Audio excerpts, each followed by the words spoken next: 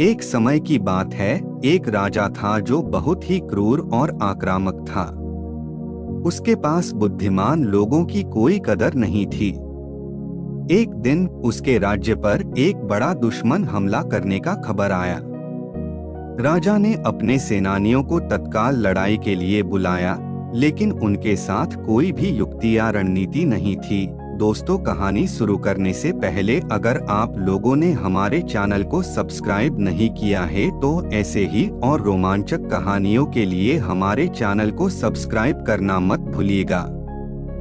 बुद्धिमान व्यक्ति ने राजा के सामने आकर कहा, महाराज, हमारे पास सीधा सामना करने के लिए इतनी ताकत नहीं है। हमें धैर्यपूर्वक युक्ति का इस्तेमाल करना चाहिए। राजा ने उसकी बात को ध्यान में नहीं रखा, लेकिन वह व्यक्ति ने हार नहीं मानी। उसने राजा के सामने एक चाल प्रस्तुत की। वह प्रतिद्वंद्वी के शासक को आश्वासन देता है कि वह उसकी देशभक्ति को समझता है और उसका साथ देता है।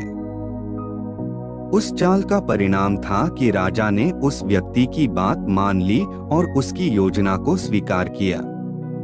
उसने ब्राह्मणों और विद्वानों को भी अपने साथ लिया और उन सभी ने मिलकर एक योजना बनाई जिसमें वे दुश्मन की भूमि में चुपके से घुसकर राजा को इस्तेमाल करेंगे और उसे बड़े विवाद में फंसाकर उसकी ध्यान भटका देंगे।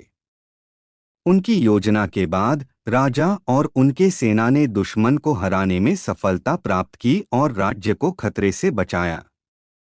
राजा ने उस बुद्धिमान व्यक्ति की बुद्धिमत्ता को समझा और उसे बड़ा सम्मान दिया। इस कहानी से हमें यह सीखने को मिलता है कि बुद्धिमानी और सही रणनीति का इस्तेमाल करके हम किसी भी मुश्किल को पार कर सकते हैं।